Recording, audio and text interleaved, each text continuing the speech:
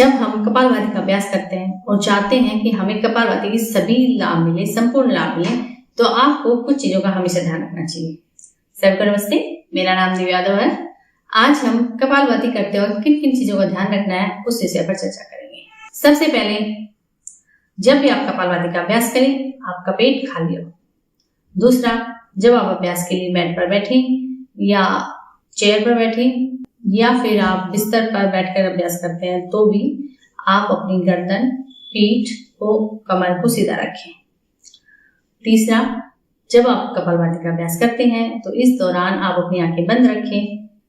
चौथा, अभ्यास के दौरान आप वायु मुद्रा लगाएं।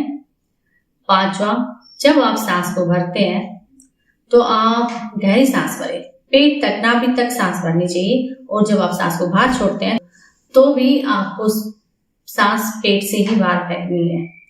सांस बाहर फेंकते वक्त आपका पेट, नाभि सिकुड़ना चाहिए।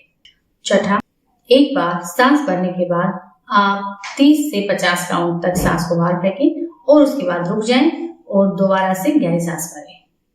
सातवां, जब भी आप अभ्यास करें, आप अपने चेहरे को नहीं सिकोड़े, नर्वस भी ना हो। आप अपने भौहों को नहीं सिकोड़े, ऐसे वैसे कुछ नहीं बनाना है। आपको बिल्कुल सहज रहना है और शांत रहना है। जितना आप शांत होकर अभ्यास करेंगे वो अधिक लाभकारी होगा। आठवां, आपको प्रॉपर वेंटिलेशन वाली जगह पर अभ्यास करना चाहिए। आपके आसपास अच्छे से एयर सर्कुलेशन होना चाहिए। नौवां, जब हम सांस को बाहर फेंकते हैं और 30 या 50 काउंट तक जब आपने सांस को बाहर फेंक दिया, तो उसके बाद आप अपनी नाभि को अंदर सिकोड़ें, 10 सेकेंड तक होल्ड करके रखें। उसके बाद छोड़ दें, सांस भरें और दोबारा से प्रोसेस को दोहराएं। ऐसा करने पर आपको ज्यादा अच्छे रिजल्ट मिलेंगे। एक बार अभ्यास करके देखते हैं। सबसे पहले हम वायु मुद्रा लगाएंगे। वायु मुद्रा लगाने के लिए हम अपने इंडेक्स फिंगर को ऐसे अंगूठे के मूल भाग में टच करेंगे और अंगूठे को ऐसे दबा देंगे। ऐसे लगाया और फिर उसके बाद अंगूठे को ऐसे दबा दिया। दोनों हाथों से करना है। इसके बाद आप बिल्कुल शांत होकर 2 गहरी सांसें लें।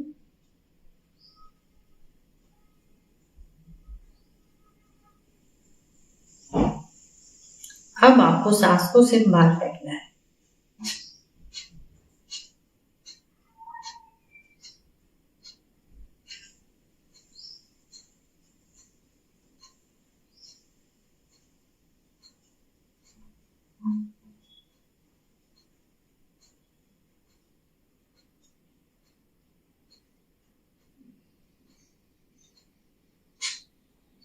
जब 30 काउंट तक सांस बाहर फेंका तो अब मैं नाभि को अंदर सिकोड़ूंगी और 10 सेकंड के लिए होल्ड करके।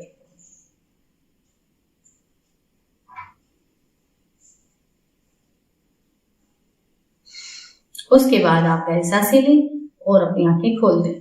ये प्रोसेस आप 3 से 5 बार रिपीट कर सकते हैं। अगर आप नॉर्मल इंसान हैं, स्वस्थ इंसान हैं, आपको कोई बहुत अधिक सीवियर प्रॉब्लम नहीं है, तो आप 30-30 के 5 राउंड लें या 50-50 के 3 राउंड लें, ये आपके लिए काफी है।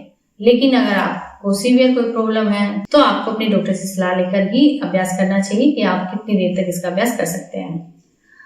सबसे जरूरी बात, जिनको हाई बीपी प्रॉब्लम है वो बहुत ही सहजता के साथ सांस को बाहर फेंकें। उन्हें जल्दबाजी बिल्कुल नहीं करनी है और जल्दबाजी तो किसी को भी नहीं करनी है। ज्यादा स्पीड से सांस को बाहर नहीं फेंकना है। आप बिल्कुल सहज होकर, सिंक्रोनाइज आपकी सांस बाहर आनी चाहिए।